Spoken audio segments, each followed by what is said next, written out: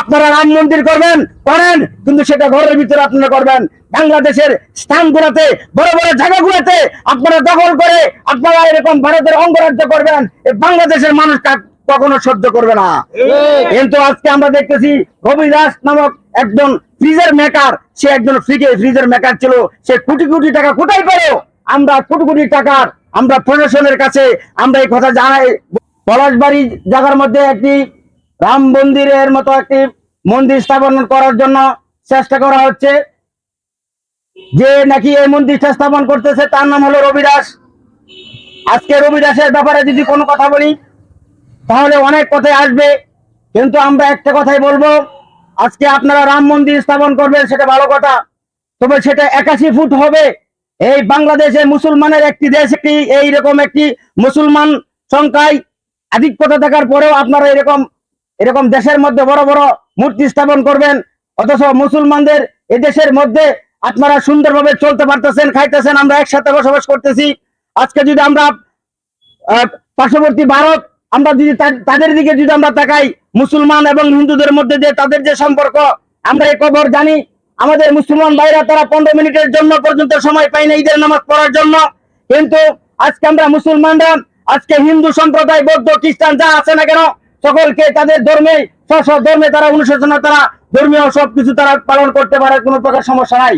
কিন্তু কোন প্রকার উস্কানিমূলক বক্তব্য, কোন উস্কানিমূলক এরকম আচরণ বাংলাদেশের মুসলমানের বুকে, বাংলাদেশের মুসলমানের সমাজে তারা বিস্তার স্থাপন করবে, তারও এজেন্ট বাস্তবায়ন করার জন্য তারা বাংলাদেশে স্থাপন করবে, সেটা বাংলাদেশের মুসলমান গড়ে বসে তারা বসে থাকবে না।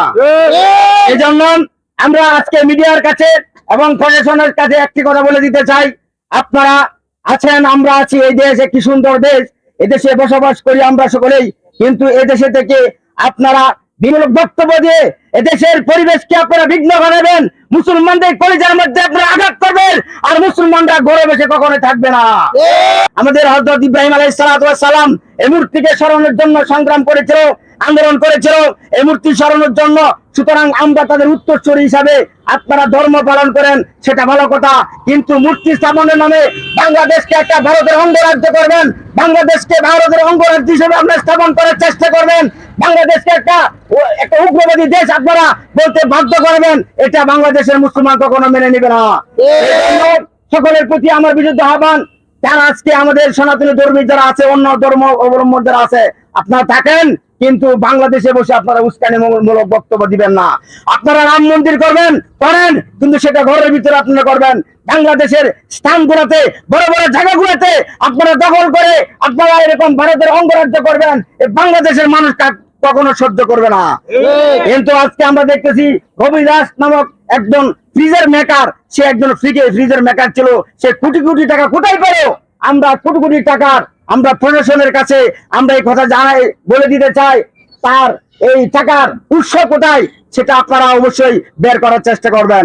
শুধু এটাই না, আজকে আমরা বাংলাদেশে একটা সুন্দর ভাবে আমরা বসবাস করতেছি, এই দেশে কিছুদিন পর পর এরকম নতুন নতুন এজেন্ডা নিয়ে তার এজেন্ডা বাস্তবায়ন করার জন্য এই রবি দাসের মতো রবি দাসরা এদেশে কাজ করতেছে, সেটা আপনারা উদ্ঘাটন করবেন।